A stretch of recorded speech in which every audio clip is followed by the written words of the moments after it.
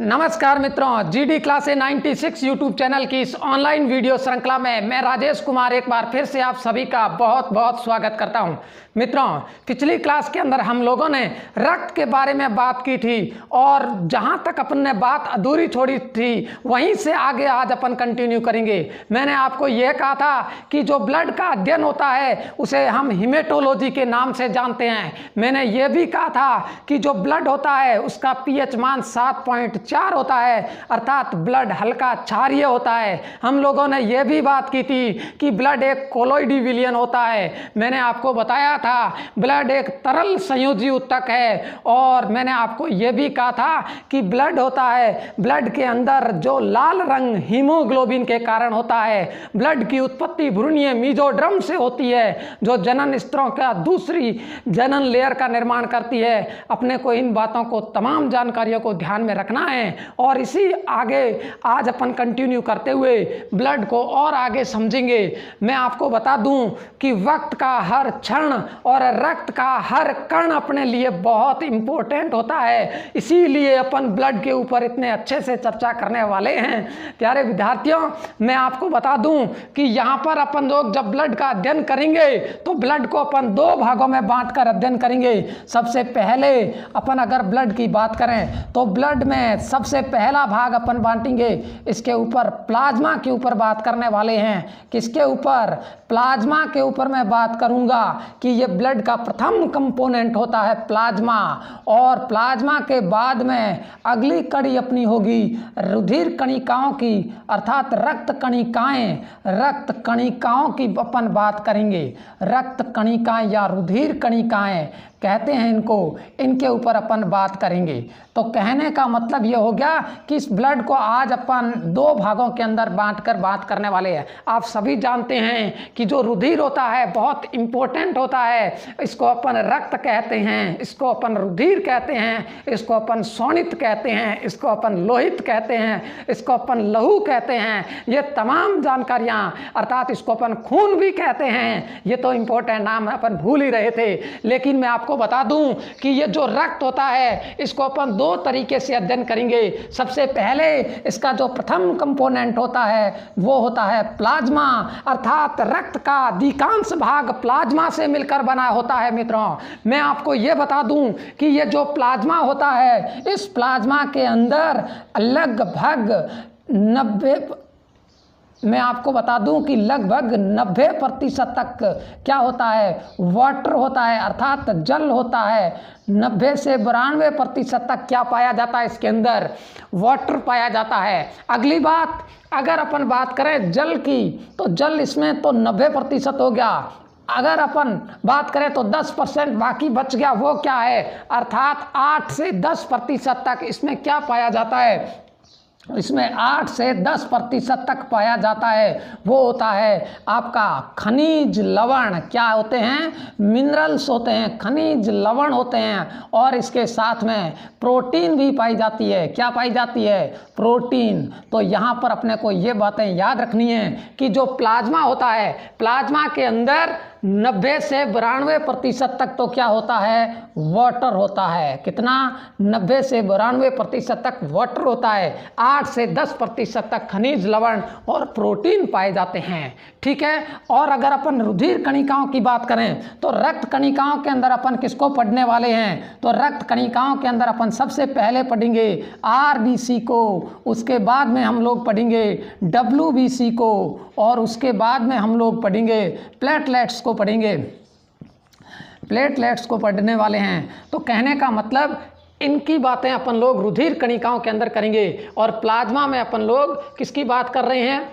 90% water होता है इसके अंदर और 8 से 10% इसके अंदर खनिज लवण और प्रोटीन पाए जाते हैं। ये बात अपने को याद रखनी है। अगर मैं बात करूं इन खनिज लवणों की तो खनिज लवण जो होते हैं ये कौन कौन से होते हैं? आपको पता होना चाहिए कि जो प्रोटीन्स होती है वो कौन कौन सी है। तो यहाँ पर अपने को इस प्लाज्मा के अंदर 4 प्रकार की प्रोटीन देखने मिलती है। वो प्रोटीन होती है, पहली प्रोटीन का नाम है प्रोथ्रोम्बिन प्रोटीन। कौन सी? Prothrombin protein, prothrombin. और जो दूसरी प्रोटीन है उसका नाम है पहली तो हो गई प्रोथ्रोम्बिन प्रोटीन, और जो दूसरी प्रोटीन होती है जिसको अपन क्या कहते हैं, ये याद रखना कि एक होती है ग्लोब्यूलिन प्रोटीन और ग्लोब्यूलिन, एक होती है ग्लोब्यूलिन प्रोटीन और तीसरी जो होती है एल्ब्यूमिन प्रोटीन। कौन सी होती है? Albumin protein. यहाँ पर ये 3 प्रोटीन हो गई, ठीक है ना। कौन कौन सी? प्रोथ्रोम्बिन, ग्लोब्यूलिन और एल्ब्यूमिन प्रोटीन्स जो होती है। यहाँ पर अगर अपन बात करें प्रोथ्रोम्बिन प्रोटीन का काम क्या होता है, तो याद रखना जो प्रोथ्रोम्बिन प्रोटीन होती है वो रक्त का थक्का जमाने का काम करती है, ब्लड क्लोटिंग का काम करती है। रक्त का थक्का जमाने का काम कौन सी प्रोटीन करती है? तो वो होती है रक्त का थक्का जमाती है, वो अपनी हो गई, कौन सी हो गई? Prothrombin protein. और जो ये ग्लोब्यूलिन प्रोटीन होती है, ये ग्लोब्यूलिन प्रोटीन प्रतिरक्षी तंत्र का विकास करती है, प्रतिरक्षी तंत्र के विकास में सहायक होती है। और ये जो ग्लोब्यूलिन प्रोटीन ये भी 3 प्रकार की होती है, एक होती है अल्फा ग्लोब्यूलिन, एक होती है बीटा ग्लोब्यूलिन और एक होती है गामा ग्लोब्यूलिन। अगर मैं बात करूं यहाँ पर एल्ब्यूमिन प्रोटीन की, किसकी बात कर रहा हूं? एल्ब्यूमिन प्रोटीन की अगर मैं बात करूं तो एल्ब्यूमिन प्रोटीन के अंतर्गत आपको याद रखना है कि यहाँ पर ये जो काम करती है खनिज लवणों के ऊपर काम करती है। ये खनिज लवणों का संतुलन का काम करती है। किसका काम करती है? खनिज लवणों के संतुलन। खनिज लवणों के संतुलन का काम कौन सी प्रोटीन करती है? तो याद रख लेना कौन सी करती है, तो वो होती है आपकी, कौन सी होती है? एल्ब्यूमिन प्रोटीन जो होती है वो आपकी क्या काम करती है? खनिज लवणों के संतुलन का काम करती है। ये बात अपने को ध्यान में रखना है। अगर मैं बात करूं प्रोथ्रोम्बिन प्रोटीन की, किसकी बात करूं? प्रोथ्रोम्बिन प्रोटीन की अगर मैं बात करूं तो जो ये प्रोथ्रोम्बिन प्रोटीन होती है ये रक्त का थक्का तो जमाती है, लेकिन इस प्रोटीन के साथ में एक और प्रोटीन पाई जाती है, चौथे प्रकार की प्रोटीन जिसको अपन कह सकते हैं, वो होती है फाइब्रिनोजन। कौन सी होती है? फाइब्रिनोजन। और ये जो फाइब्रिनोजन होती है ये तंतु रूप में उपस्थित रहती है, फाइब्रिनोजन प्रोटीन, और इसका भी काम होता है ब्लड क्लोटिंग का, रक्त के थक्के को जमाना। ये इन दोनों प्रोटीन का काम होता है। अक्सर एग्जाम के अंदर प्रोथ्रोम्बिन और फाइब्रिनोजन प्रोटीन के बारे में पूछा जाता है कि इन प्रोटीन का काम क्या होता है, तो आपको जानकर आज पता चल गया कि ये दोनों प्रोटीन्स होती है रक्त के थक्के को जमाने के लिए काम करती है। और ये जो प्रतिरक्षी तंत्र वाला क्वेश्चन है ना, जो ग्लोब्यूलिन्स वाला, ये भी क्वेश्चन परीक्षा में पूछा हुआ है। पिछली बार शायद RS नहीं, जो पटवार प्री का परीक्षा थी उसके अंदर ये क्वेश्चन पूछा गया था कि जो ग्लोब्यूलिन प्रोटीन का काम क्या होता है, तो प्रतिरक्षी तंत्र के विकास के लिए ये प्रोटीन सहायक होती है। यहाँ तक मेरे हिसाब से आपको ये बातें कंप्लीट समझ में आ गई होगी। अगली अगर मैं बात करूं, देखो यहाँ पर मैंने लिखा है एल्ब्यूमिन प्रोटीन और जो खनिज लवणों का संतुलन। इस खनिज लवणों के संतुलन को एक और नाम से जानते हैं। यहाँ से क्वेश्चन इस प्रकार से बना था कि जो ऑस्मो रेगुलेशन की जो प्रक्रिया होती है, कौन सी? ऑस्मो रेगुलेशन की जो प्रक्रिया होती है, अर्थात परासरण नियमन। कौन सी प्रक्रिया? परासरण नियमन की जो प्रक्रिया होती है, यहाँ पर मैं लिख रहा हूँ परासरण नियमन। परासरण नियमन या कहते हैं इसको ऑस्मो रेगुलेशन। ऑस्मो रेगुलेशन ये जो प्रक्रिया होती है, इस प्रक्रिया का नियमन करती है कौन सी? एल्ब्यूमिन प्रोटीन, अर्थात खनिज लवणों के नियमन का काम। तो यहाँ पर क्या होता है कि आप जानते हैं कि परासरण की क्रिया किसे कहते हैं? पदार्थ अपनी अधिक जो विलायक होता है वो अपनी अधिक सांद्रता से कम सांद्रता की ओर जब गमन करता है तो इस घटना को अपन क्या कहते हैं? इस घटना को अपन परासरण कहते हैं। तो कहने का मतलब खनिज पदार्थ जो होते हैं प्लाज्मा के अंदर, इन खनिज पदार्थों को क्या करना? आपस में नियमन करना होता है, अर्थात इनको संतुलन बनाए रखना होता है। और ये जो काम होता है ये एल्ब्यूमिन प्रोटीन का होता है, ठीक है ना। कभी कहते हैं, अपने मारवाड़ी में कहते भी हैं कि जो अपन मैं खाता तो बहुत हूँ लेकिन वो मेरे गुण नहीं करता। मतलब ये हो गया कि वो खा तो रहा है लेकिन उसका पूरा भोजन है, वो भोजन पूरा पचित नहीं होने के कारण सभी अंगों तक समान मात्रा में नहीं जा पाता है। इसी कारण से इसमें परासरण वो क्यों होता है? क्योंकि परासरण नियमन में असंतुलन होना वो उसका काम हो जाता है। कहने का मतलब अंग नहीं लगता भोजन, ठीक है ना। खाता तो बहुत है लेकिन अंग नहीं लगता, कारण परासरण नियमन की जो प्रोसेस है है उसमें असंतुलन अर्थात खनिज लवण है, वो खनिज लवण है उनका असंतुलन होता है। ठीक है ना। तो कहने का मतलब यहाँ पर अपने को ये बात याद रखनी है। तो यहाँ पर अपन लोगों ने प्लाज्मा के ऊपर बात की थी। एक बात और बता दूं मैं आपको प्लाज्मा के ऊपर कि प्लाज्मा में कौन कौन सी प्रोटीन पाई जाती है। ये 4 प्रकार की, प्रोथ्रोम्बिन, ग्लोब्यूमिन, एल्ब्यूमिन और फाइब्रिनोजन। इन चारों के मैंने काम बता दिए। अब मैं आपको एक नाम और बता रहा हूं जिसको अपन कहते हैं सीरम। क्या कहते हैं? सीरम कहते हैं। सीरम क्या होता है उसके बारे में बता दूं। सीरम किसे कहते हैं? सीरम का मतलब होता है कि यदि इस प्लाज्मा में से आप, सीरम का मतलब होता है यदि प्लाज्मा में से आप यदि किसको कम कर दें, इस प्रोथ्रोम्बिन को और फाइब्रिनोजन को घटा दें। किसको? प्रोथ्रोम्बिन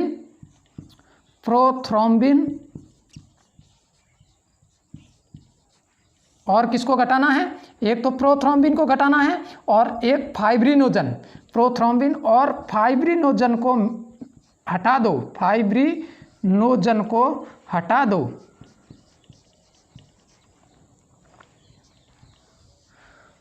तो जो बच्चा जाता है वो आपका सीरम कहलाता है। क्या कहलाता है? सीरम।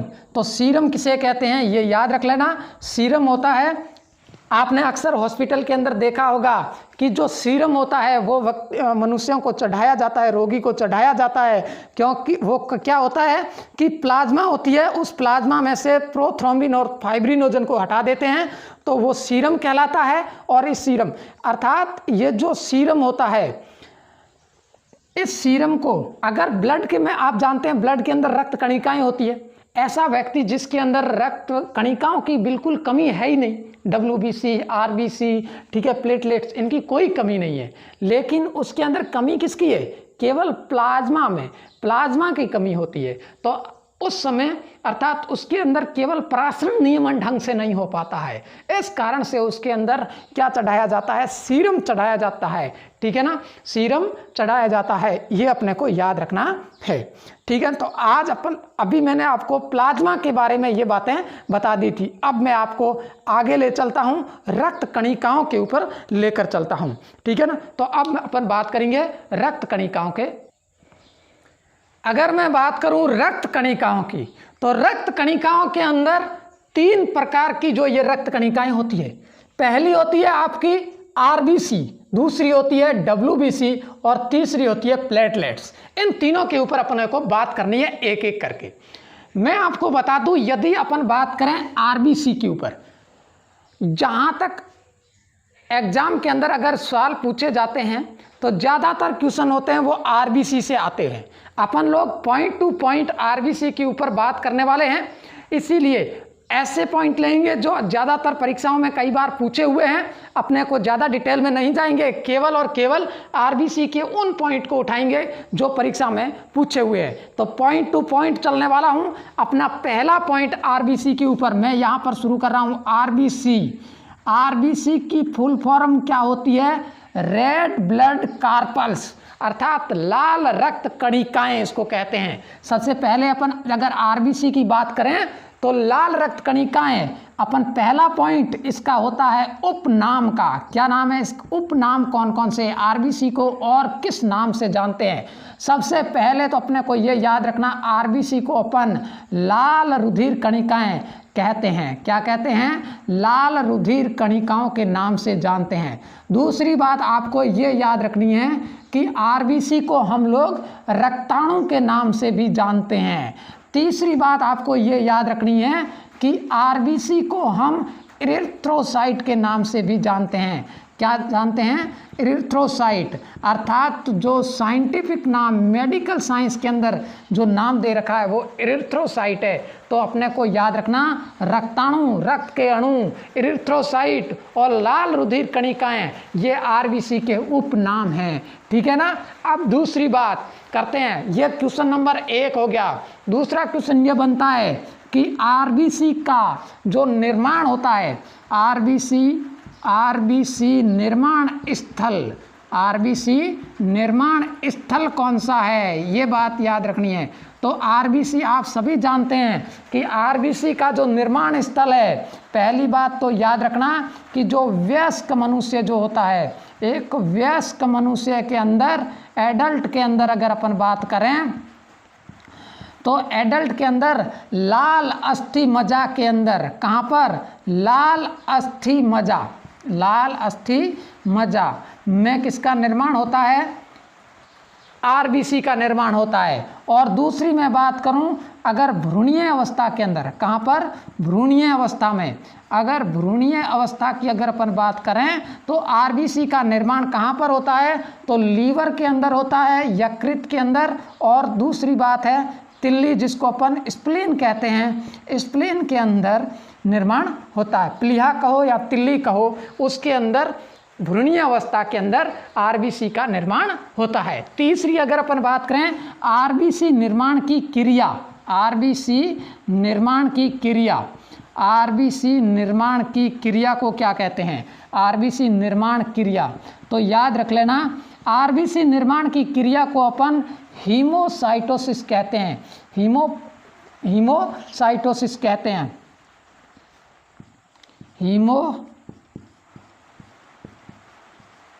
हीमोसाइटोसिस कहते हैं। और या फिर अपन इसको कह सकते हैं कि इसको अपन इरिथ्रोपोएसिस के नाम से भी जानते हैं। क्या जानते हैं, इरिथ्रोपोएसिस, इरिथ्रोपोएसिस, इरिथ्रोपोएसिस, इरिथ्रोपोएसिस और हीमोसाइटोसिस कहें या हीमोपोएसिस भी कह सकते हैं इसको, हीमोपोएसिस।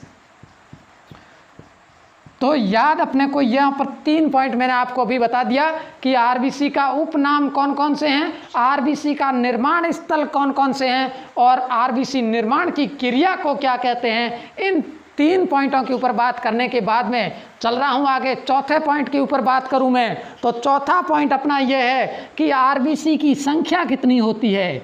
चौथे पॉइंट कौन सा है, आरबीसी की संख्या, आरबीसी की संख्या कितनी होती है, इस पॉइंट के ऊपर अपन बात करने वाले हैं। तो आरबीसी की संख्या अगर देखें तो यहाँ पर भी 2 पॉइंट बना दो। पहला पॉइंट पुरुषों में और दूसरा पॉइंट महिलाओं में। पुरुषों में आरबीसी की जो संख्या होती है वो होती है लगभग 50 लाख से 55 लाख प्रति घन mm होती है। ठीक है ना, कितनी, 50 लाख से 55 लाख प्रति घन mm। ठीक है ना, किसकी संख्या होती है, आरबीसी की होती है। और जो महिलाएं होती है, महिलाओं के अंदर इससे थोड़ी कम होती है। महिलाओं में कितनी होती है, तो याद रख लेना महिलाओं में 45 से 50 लाख प्रति घन mm। ठीक है ना, तो कहने का मतलब ये हो गया कि आरबीसी की संख्या पुरुषों में 50 लाख से 55 लाख और महिलाओं में 45 से 50 लाख के आसपास होती है। ठीक है ना, ये बात अपने को याद रखनी है। ठीक है ना, अब अपन लोग बात करें, अगर ये जो आरबीसी होती है, आरबीसी का जीवन काल कितना होता है, ये क्वेश्चन परीक्षा में पूछा हुआ है, यहाँ तक नोट कर लीजिए एक बार। ठीक है ना, अब देखो 5वें पॉइंट की अगर अपन बात करें तो 5वां पॉइंट अपना जो आता है वो होता है, 5वां पॉइंट है आरबीसी का जीवन काल। क्या है, आरबीसी का जीवन काल कितना होता है, इसके बारे में अपन बात करेंगे।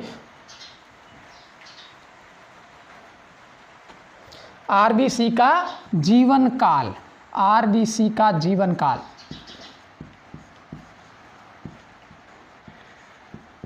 तो आप सभी जानते हैं कि जो आरबीसी का जो जीवन काल होता है, मनुष्य के अंदर आरबीसी का जीवन काल कितना होता है, 120 दिन का होता है। अर्थात 120 दिन के बाद में ये डिस्ट्रॉय हो जाती है, उससे पहले ये अच्छे से काम करती है।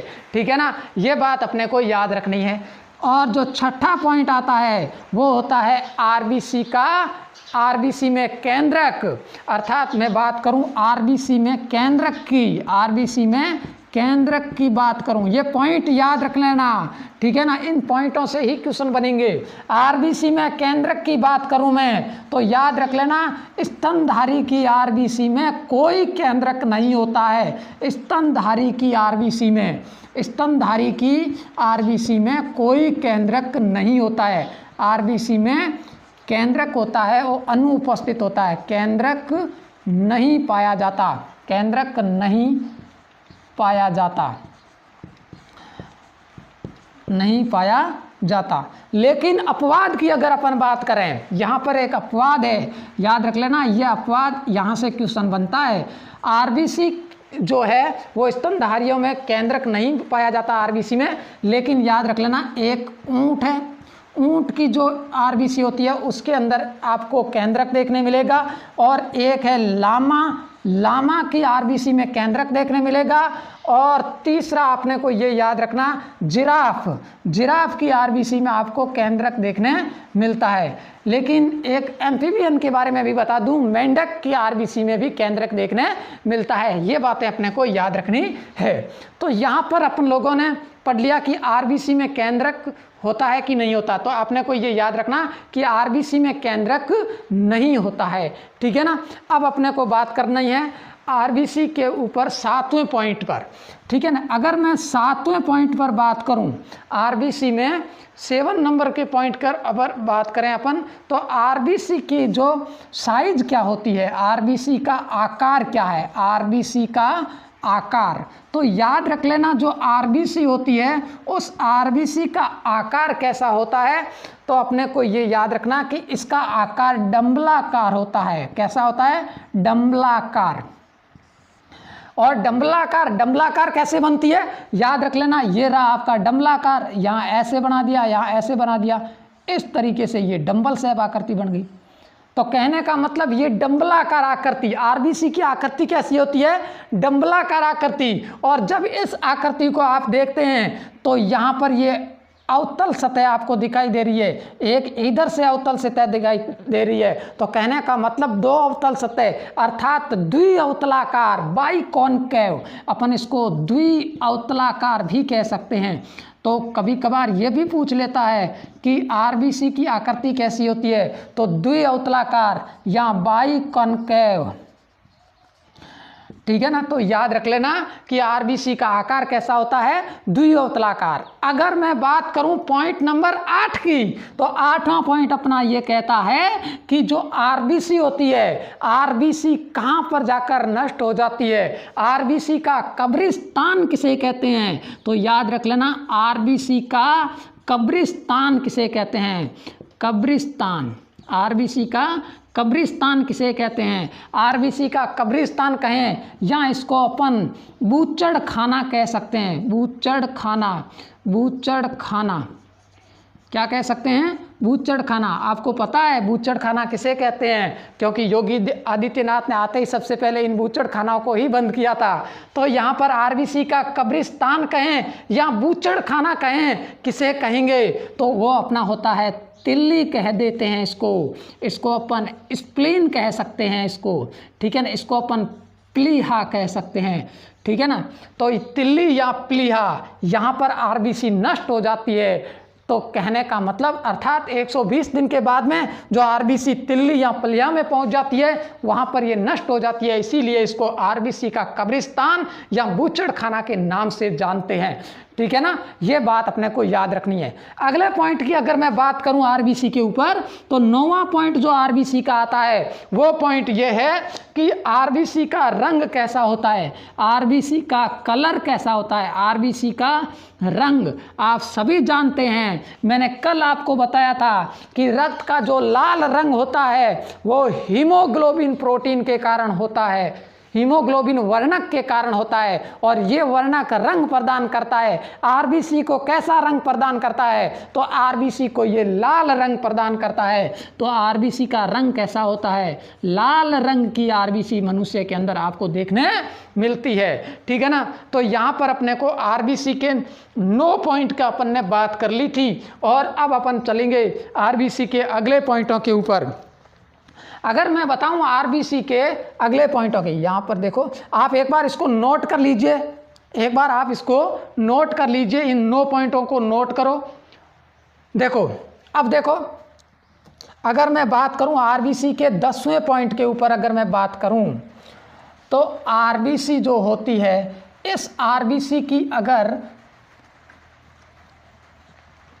आरबीसी में यदि संख्या के अंदर, अगर आरबीसी की संख्या में कमी या अधिकता होने पर क्या होता है, आरबीसी की संख्या में कमी या अधिकता होने पर क्या होता है, तो अपने को याद रखना है कि जो आरबीसी होती है, आरबीसी की संख्या में कमी होने पर एक रोग हो जाता है जिसको अपन कहते हैं आरबीसी एनीमिया रोग कहते हैं। क्या कहते हैं? एनीमिया। तो यहाँ पर ये 10वां पॉइंट अपने को ये याद रखना है कि आरबीसी में आरबीसी की कमी, अगर मनुष्य में आरबीसी की कमी हो जाए, आरबीसी की कमी हो जाए तो कौन सा रोग होता है? अपन कह सकते हैं इसको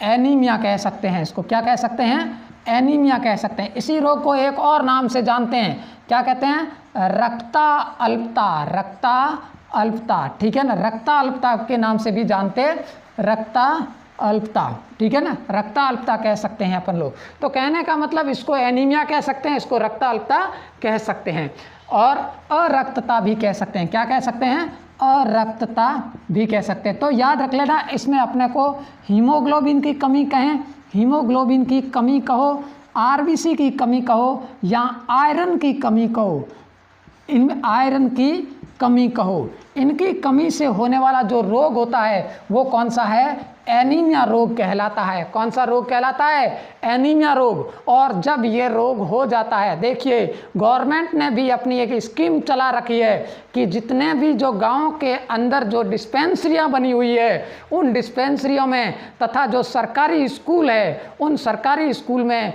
छोटे बच्चे तथा गर्भवती महिलाओं के लिए नीले रंग की आयरन की गोलियां जो कि दी जाती है निःशुल्क। वो क्यों दी जाती है? क्योंकि इस रोग से बचाव के लिए दी जाती है। ये बात अपने को याद रखनी है, ठीक है ना।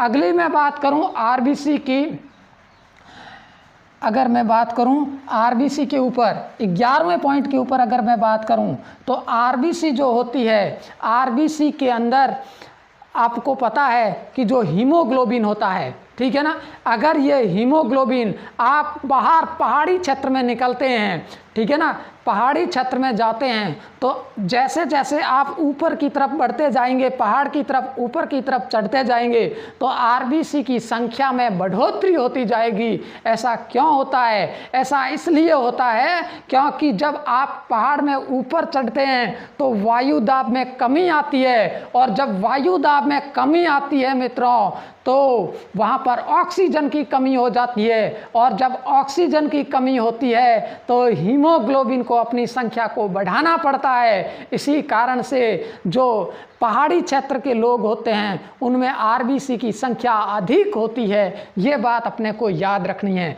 तो पहाड़ी क्षेत्रों में, यहाँ पर मैं लिख रहा हूँ, जो पहाड़ी क्षेत्र है, पहाड़ी क्षेत्रों में आरबीसी की संख्या में बढ़ोतरी होती है, आरबीसी की संख्या में बढ़ोतरी होती है, बढ़ोतरी होती है, ठीक है ना। तो कहने का मतलब ये हो गया, पहाड़ी क्षेत्रों के अंदर आरबीसी की संख्या में जैसे जैसे पहाड़ पर जाओगे तो, और एक क्वेश्चन और बनता है कि आप जब सो रहे होते हैं उस समय आरबीसी की संख्या में क्या होगी? दिमाग लगाइए, जब आप सो रहे होते हैं तो आपका शरीर काम नहीं कर रहा होता है, अर्थात कम आरबीसी की आवश्यकता होती है, ऑक्सीजन की कम जरूरत होती है। तो जब ऑक्सीजन की कम जरूरत होती है तो आरबीसी की संख्या में भी क्या आती है? कमी आती है। तो कहने का मतलब जब सोने पर, ठीक है, सोने पर आरबीसी की संख्या में कमी होती है, आरबीसी की संख्या में कमी होती है, लगभग 5% तक मानते हैं अनुमान से, ठीक है ना। कितनी कमी होती है? लगभग 5% कमी हो जाती है। तो कहने का मतलब ये हो गया कि सोने पर आरबीसी की संख्या में कमी होती है। ये भी क्वेश्चन पूछा हुआ है। अब अपने को ये याद रखना है कि जो आरबीसी होती है, जो आरबीसी होती है, इस आरबीसी, जैसे मान लीजिए मैं आपको बता दूं कि जो कुछ लोग ऐसे हैं जो कि जैसे अफ्रीका के अंदर एक प्रजाति है जिस प्रजाति का नाम है बूचा प्रजाति, और ये जो प्रजाति होती है, इस प्रजाति के कारण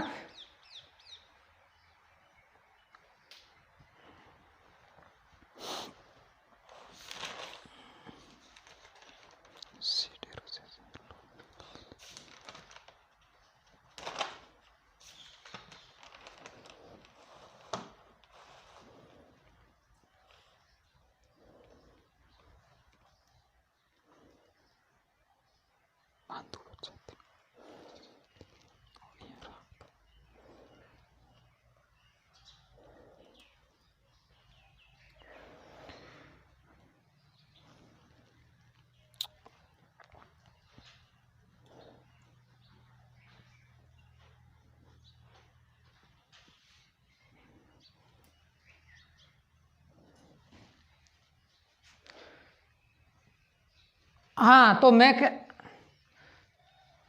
सोने पर आरबीसी की संख्या में कमी होती है। अगले पॉइंट पर मैं बात कर रहा हूं।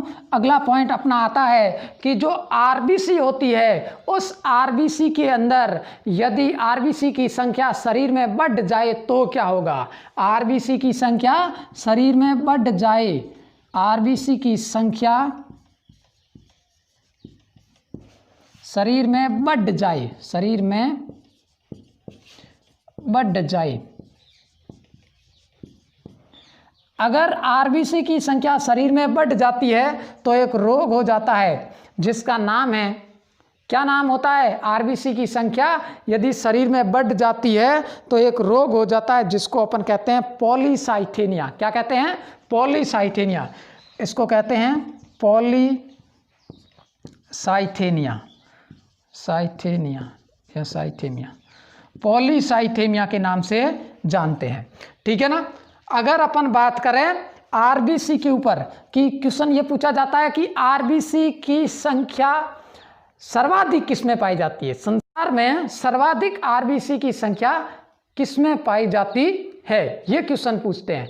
तो आरबीसी की जो सर्वाधिक संख्या पाई जाती है तो वो एक प्राणी है संसार में। आरबीसी की, यहां पर मैं इसको रफ कर देता हूं।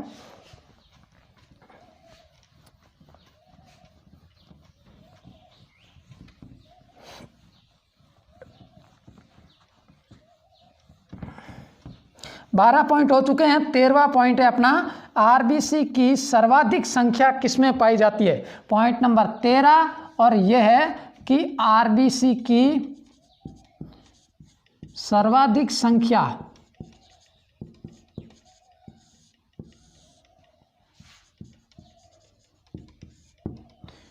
एक प्राणी है जिसका नाम है एम्फ्यूमा। क्या नाम है? एम्फ्यूमा, एम्फ्यूमा। और उस एम्फ्यूमा में आरबीसी सर्वाधिक संख्या में और सबसे बड़ी होती है। आरबीसी सर्वाधिक संख्या में और सबसे बड़ी होती है, ये बात अपने को याद रखनी है। और देखो, आरबीसी की जो सर्वाधिक संख्या तो एम्फ्यूमा में है, लेकिन स्तनधारी की अगर बात करें, स्तनधारी में, स्तनधारियों में सबसे बड़ी आरबीसी किसकी होती है? सबसे बड़ी आरबीसी, सबसे बड़ी आरबीसी। तो याद रख लेना, स्तनधारियों के अंदर जो सबसे बड़ी आरबीसी होती है वो किसकी होती है? हाथी के अंदर सबसे बड़ी आरबीसी पाई जाती है। अगर अगली बात करें स्तनधारियों के अंदर, स्तनधारियों में सबसे छोटी आरबीसी, सबसे छोटी आरबीसी किसमें होती है? तो याद रख लेना, अगर स्तनधारियों में सबसे छोटी आरबीसी की बात करें तो वो है कस्तूरी मर्ग। क्या है? कस्तूरी मर्ग, जिसको अपन कह सकते हैं कस्तूरी हिरण कह सकते हैं, जिसको अपन कहते हैं। ठीक है ना। और अगर यहाँ पर तो ये हो गया आरबीसी की छोटी और बड़ी में। ठीक है ना भाई। संसार में सबसे बड़ी जो आरबीसी होती है वो किसकी होती है? एम्फियोमा की होती है। सबसे बड़ी आरबीसी किसकी होती है? एम्फियोमा की। स्तनधारियों में सबसे बड़ी आरबीसी किसकी होती है? हाथी की। और स्तनधारी में सबसे छोटी आरबीसी किसकी होती है? कस्तूरी मर्ग की। अगर पूछ ले संसार में सबसे छोटी आरबीसी किसकी है, तो भी वो कस्तूरी मर्ग ही आंसर होगा। ठीक है ना। तो कहने का मतलब ये हो गया कि यहाँ पर ये पॉइंट हो गया 13। 14वें पॉइंट की अगर अपन बात करें, 14वां पॉइंट ये कहता है कि जो आरबीसी होती है, आरबीसी को अपन मापते हैं किस यंत्र से? तो आरबीसी मापन यंत्र, आरबीसी मापन यंत्र, आरबीसी मापन यंत्र, आरबीसी मापन यंत्र होता है हीमोसाइटोमीटर। क्या कहते हैं इसको? हीमोसाइटोमीटर, हीमोसाइटोमीटर कहते हैं इसको। ठीक है ना। और लास्ट अपन 15वें पॉइंट के ऊपर बात कर लेते हैं। तो लास्ट वाला पॉइंट है कि आरबीसी का काम क्या होता है, आरबीसी का कार्य क्या है? तो आरबीसी का जो सबसे इम्पोर्टेंट कार्य है वो कार्य ये है कि आरबीसी काम करती है ऑक्सीजन का परिवहन, ऑक्सीजन का परिवहन करना। तो आरबीसी आपको पता है ऑक्सीजन को जोड़ लेती है और ऑक्सीजन को जोड़ने के उपरांत पूरे शरीर में उसको घुमाती है। ठीक है ना। तो ये बात अपने को याद रखनी है, ये इस ऑक्सीजन आरबीसी का कार्य होता है। तो मैंने आपको आज आरबीसी के बारे में, रक्त कणिकाओं में सबसे पहला पॉइंट जो आरबीसी है उसके बारे में आपको अच्छे से बताया है। अगली क्लास के अंदर मैं आपको डब्ल्यूबीसी और प्लेटलेट्स के बारे में बताने वाला हूं। तब तक के लिए आपको क्या करना है कि तब तक के लिए आपको ये जो आरबीसी, जो मैंने आपको ये 15 पॉइंट बताए हैं, इन 15 पॉइंटों को याद करना है, अपनी नोटबुक के अंदर इसको लिखना है। ठीक है। क्योंकि ये सेम टू सेम क्वेश्चन इसी तरीके से पूछे हुए हैं जो मैंने आपको बताए हैं, और सर्वाधिक क्वेश्चन यहीं से बनते हैं, आरबीसी से ही बनते हैं। ठीक है। तो अपने को याद रखना है। तो आज की क्लास में अपन इतना ही करेंगे, मिलेंगे अगली क्लास के अंदर। तब तक के लिए मैं आपको बता देता हूं कि यदि आपने अभी तक अपने इस चैनल जीडी क्लासेस 96 को अभी तक सब्सक्राइब नहीं किया है तो प्लीज़ सब्सक्राइब कीजिए, लाइक कीजिए, शेयर कीजिए। Best of luck, good bye.